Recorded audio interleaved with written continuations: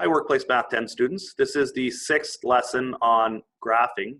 Today we're going to continue talking about the pie graphs, or sector graphs as we are called in mathletics. And we're going to be looking at how we can determine the degree of the angle that is represented by the shaded or unshaded part of the pie chart. One of the important things we have to remember, and I'm just going to change screens here right now, is that a pie graph is a circle, and a circle has 360 degrees in it. So just before we get started though, let's take a look at the assignment that you're going to be doing. So it's called G6 and it's on pie graphs, and the actual mathletics assignment is called sector graphs. So let's take a look at how we can do this. So looking at some basic information again, once again, we have in this unit discussed already line graphs, we've discussed bar graphs, and we are in the process of discussing pie graphs. So last day we looked at an example of a pie graph. It looks something like this, and we often have categories of information, categorical data, that is represented as a total of all of the information collectively, and then we determine what percentage each particular category is of the total. And so pie charts are always basically a percentage of the total amount of the value entirely. Now today we're also going to look at an example of a pie chart where we just have a shaded and unshaded area and determine what degree that is. Now remember, once again, the entire way around a circle is 360 degrees. So if half of the pie is shaded, then what we would have is we would have a 180 degrees that is represented there. So we're going to look at how we can do those calculations though in this. So this is what you will see in mathletics. The mathletics assignment is called sector graph angles, and this is the type of question you will see.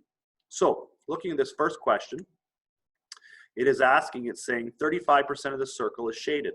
Calculate the size of the angle formed at the center for the shaded sector. So it's saying that 35% of this, in other words, you know, about just over a third of this pie is shaded. So this area here is what we're talking about, this shaded area here. And it's asking what the angle is. Well, one of the things we have to remember, as we talked about last day, is that 35% as a decimal equivalent is basically 0.35. And we can determine this in a calculator very easily by just simply taking 35% and dividing it by 100%.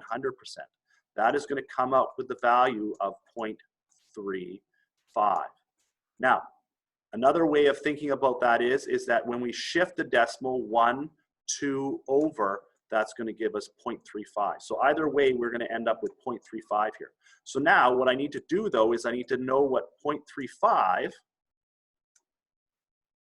which is a decimal equivalent of 35%, well, I need to take that and I need to multiply it by the total number of degrees in a circle. And once again, that number, which you need to know, is 360 degrees. And so when we multiply that, what we're going to end up with is that the shaded area, that 35%, is 126 degrees. Now let's put this into a calculator just so we can see what that looks like. So I'll just stop share there. And I'll go to my calculator. So once again, one of the ways we can determine what the decimal equivalent of 35% is, we can go 35 divided by 100. That's going to give us that 0.35, and then we need to multiply that by the 360 degrees that are in the full circle. And so this is telling us that the amount of degrees that is represented by the shaded area, that angle of the shaded area, is 126 degrees. And that is why when we come back in here, we see that the answer is correct at 126 degrees. Now let's take a look at another example. This one's a little bit different. Same type of question, but now instead of giving us a percentage, it's giving us a fraction. So it's saying that that the shaded area is 7/18 of this. Now remember that that line going 7 over 18 is the exact same thing as saying 7 divided by 18. And if we plug that into our calculator, we are going to get a value, and it's going to be a a number I'm not off the top of my head able to figure out. But if I take that, so 7 divided by 18, and then I multiply whatever that value is by 360 degrees, I'm going to know then what the degree is that is going to be the shaded sector, which, as the answer shows here, is 140. So let's take a look at how we can plug that into our calculator, though. So if I go to my calculator here, what I'm going to do is I'm going to take 7, which is the numerator portion of the fraction, divided by 18, which is the denominator. That's going to give me the decimal equivalent of 7/18. And it makes sense that 7/18 is not quite half, so it's going to be a number less than 0.5. So in this case, it's 0.38888 repeating. So we're going to multiply that number by 360 degrees, and that's where we get the number of 140. And so that's why that answer is correct, and so why when we come back in here, we are seeing that the answer is 140. So let's take a look at a couple more that are just slightly different. So this one, once again, is a percentage. And so it's saying that 70% of the circle, more than half of the circle, is shaded. But what it's asking now is it's asking us to calculate the size, not of the shaded area, but the unshaded. So what we want to know is not the blue area, but we want to know what this portion here is. So one of the things we have to consider is that, remember, the whole circle is representative of 100%. If we had all of the circle shaded, it would be 100% of the circle is shaded, but we know that only 70% of the circle is shaded. So if I take 100 and I subtract off of 100 the 70%, what I'm left with is I'm left with 30% that is the unshaded portion. Now remember that if we then divide that number by 100%, we get the decimal equivalent. So that's division sign. Divide that by 100%. We get the value, which is 0.3. And so if I take 0.3 and I multiply it by 360 degrees, we're going to end up with that value of 108. So that's 0.3 there. So let's just plug this into our calculator and see what that looks like.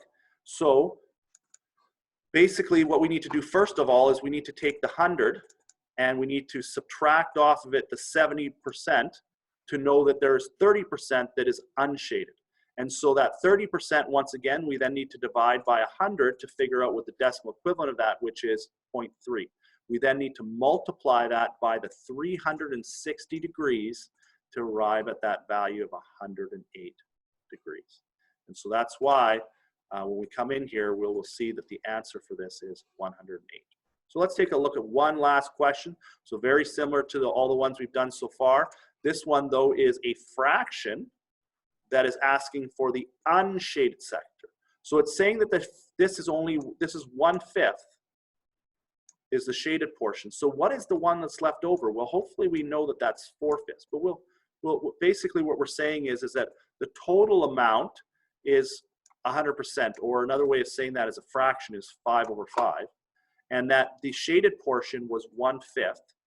And so if you remember your fraction rules, when we have the same denominator, which we do, 5 and 5, we can just simply subtract the denominator, or the numerator, sorry. So 5 minus 1 is 4, so that's where we get the 4/5 from.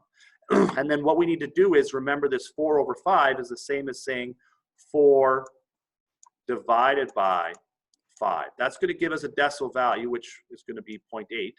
And then we're going to have to multiply that decimal value of 0.8 by 360 degrees to arrive at what the degree is, which in this case is 288 degrees.